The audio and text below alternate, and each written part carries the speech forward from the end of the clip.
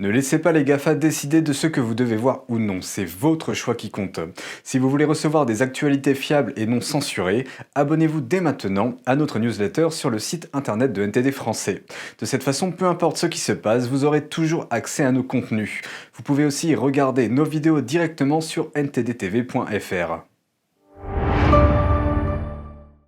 Certains des hommes les plus riches de Chine sont maintenant derrière les barreaux. Ils ont été recrutés par le Parti communiste chinois et semblent s'être trop impliqués dans la lutte interne pour le pouvoir. Xi Jinping est-il la cause de l'agressivité du régime chinois? La fille du secrétaire de Mao Tse-tung affirme que le PCC cherche à dominer le monde depuis ses débuts. Les démocraties du monde entier ont désormais accès à une liste de responsables chinois impliqués dans de graves violations des droits humains. Il reste à voir si des mesures seront prises à leur encontre. Le géant chinois des télécommunications Huawei étend sa construction d'infrastructures au câble internet sous-marin, et la France est visée par son projet. Bienvenue dans Regard sur la Chine, je suis Vladian Huitens. Le régime chinois se trouve au milieu de sa réunion politique la plus importante de l'année, appelée les Deux Sessions. Le 2 dans son nom fait référence à la fois au Congrès national du peuple et au Comité national de la Conférence consultative politique du peuple chinois, ou CCPPC. Le régime qualifie cette dernière d'organe consultatif pour le Parti communiste chinois. Bien qu'elle n'ait aucun rôle officiel dans le processus d'élaboration des politiques, elle est en fait un élément clé du département de travail du Front uni du parti. C'est le même département qui contrôle les forces de propagande de Pékin.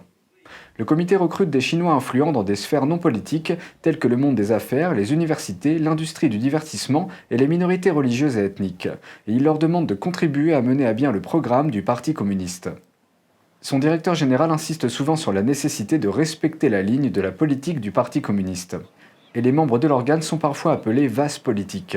Les membres du comité dans le domaine des affaires sont connus pour être les plus riches, comme Ma Huateng, fondateur et PDG du géant de la technologie Tencent Holdings. Il est l'entrepreneur le plus riche à participer à la conférence des Deux Sessions en 2021. Le PDG d'un autre géant technologique, Ting Lei, de NetEase, est le troisième plus riche des manias recrutés par le régime chinois. Le fils de Li Ka-shing, l'homme le plus riche de Hong Kong, occupe la quatrième place. Selon les médias taïwanais, la richesse des manias des Deux Sessions a augmenté en moyenne de près de 70% au cours de l'année écoulée. La valeur de cette augmentation est supérieure au PIB de Hong Kong l'année dernière. Mais paradoxalement, ces mêmes manias sont aussi souvent parmi les premiers à être ciblés par le régime. En 2015, la société de données Hurun a publié un rapport sur ce qu'elle appelle les manias problématiques de la Chine. Le rapport montre que parmi les manias figurant sur la liste des 100 riches de Hurun, au cours des 17 dernières années, 18 d'entre eux purgeaient une peine de prison, 11 avaient été libérés de prison, 5 attendaient une condamnation pénale et 1 avait été exécuté. Des analystes ont déclaré à Radio Free Asia que de nombreux manias chinois ont fini en prison. Ils expliquent que c'est le résultat quasi inévitable de la collusion entre le régime et le monde des affaires. Les responsables du régime utilisent leur pouvoir pour offrir des privilèges et des services aux hommes d'affaires. Et ces derniers leur rendent l'appareil en formant des alliances fondées sur des intérêts communs. Mais lorsque les fonctionnaires concernés ont des ennuis en raison des luttes de pouvoir internes du régime, les manias font souvent l'objet d'une enquête et sont démis de leurs fonctions au nom d'actes économiques répréhensibles. Les démocraties du monde entier ont désormais accès à une liste de responsables chinois impliqués dans la persécution de la pratique de méditation du Falun Gong. Ces pays peuvent maintenant décider de ce qu'il convient de faire avec les personnes figurant sur cette liste. Récemment, des pratiquants de Falun Gong de 38 pays ont soumis une liste de personnes appartenant au bureau 610 du PCC. Les pratiquants ont demandé à leurs gouvernements respectifs de sanctionner ces fonctionnaires chinois, d'interdire leur entrée dans le pays et de geler leurs avoirs à l'étranger. La liste comprend 9300 fonctionnaires du PCC, depuis le niveau central du parti jusqu'à ses branches locales. Les pratiquants de Falun Gong ont soumis la liste à 38 pays, dont les États-Unis, le Canada, le Royaume-Uni, l'Australie, la Nouvelle-Zélande, l'Allemagne, la France, l'Italie, le Japon, la Corée du Sud et l'Israël, entre autres. Le Bureau 610 est une organisation spéciale du régime communiste chinois. Le 10 juin 1999, le chef du PCC de l'époque, Jiang Zemin, l'a créé pour persécuter les pratiquants de Falun Gong, d'où le nom 610 faisant référence à cette date. Le bureau a émis des ordres secrets disant qu'il devait, je cite, « ruiner la réputation des pratiquants de Falun Gong, les détruire financièrement et les exterminer physiquement ».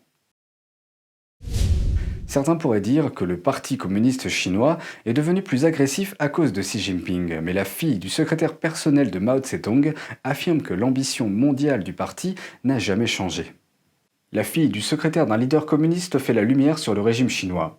Pendant des décennies, les universitaires, les politiciens et les entreprises de l'Occident n'ont pas vraiment considéré le régime chinois comme un État communiste agressif. Certains ont accusé les dirigeants chinois actuels d'être responsables de l'agressivité croissante du régime à Hong Kong, au Xinjiang et à Taïwan, ainsi que de son infiltration dans le reste du monde. Mais Li Nanyang, la fille du secrétaire personnel de l'ancien dirigeant communiste Mao Tse-tung, ne partage pas cet avis. Elle affirme que l'ambition du Parti communiste chinois de parvenir à une domination mondiale, à un régime communiste établi, était présente dès le début. Le père de Li, Li Rui, a été parmi les premiers à rejoindre le PCC dans les années 1920. Il était considéré comme un membre du parti plus ouvert d'esprit et a passé des années en prison pour avoir critiqué certaines des politiques du PCC. Il avait ouvertement appelé à la liberté d'expression et à un gouvernement constitutionnel. Li, qui vit maintenant aux États-Unis, a examiné les carnets de son père. Ils contenaient des comptes rendus de réunions internes remontant aux premières années du PCC. Il révèle le vœu du parti de faire tomber les États-Unis et d'établir son propre régime. Cela a commencé avant même qu'il ne prenne le pouvoir en Chine en 1949. Dans une interview accordée à l'émission en langue chinoise de NTD, Focus Talk, Li a partagé une partie du contenu de ses notes. 陆地一有一篇文章里说什么？对美帝建立必胜信心，全人类高唱凯歌的日子定会到来。 L'article a été publié juste avant que l'envoyé spécial des États-Unis en Chine, George Marshall, ne rencontre les communistes insurgés de Mao Tse-tung. Lors de cette rencontre, les dirigeants communistes ont fait des promesses concernant la vision du PCC pour un gouvernement chinois démocratique. Marshall a ensuite fait pression sur le gouvernement nationaliste chinois de l'époque pour qu'il cesse d'attaquer le PCC, ce qui a atténué les pressions auxquelles le PCC était confronté. 然后到了1950年的11月19日，这共产党夺取政权只有1年左右，邓子恢就是当时中南局的负责人。 像我父亲他们这些省一级的宣传干部，做10句报告的时候就有一句，不是以大战解决世界问题，而是革命蚕食，内战步步解决世界问题。 D'après une autre partie extraite des notes de son père en 1950, le PCC n'avait jamais prévu de coexister avec les États-Unis. Au lieu de cela, le parti utilisait des termes comme impérialisme pour faire référence aux États-Unis et à leur influence dans le monde. 什么的，完了以后他就做了一个学习笔记，就说我们共产党夺取新中国以后的历史任务是什么？世界范围内打击、消灭帝国主义。不执行这条政策，中国就不能强大，我们跟帝国主义势不两立。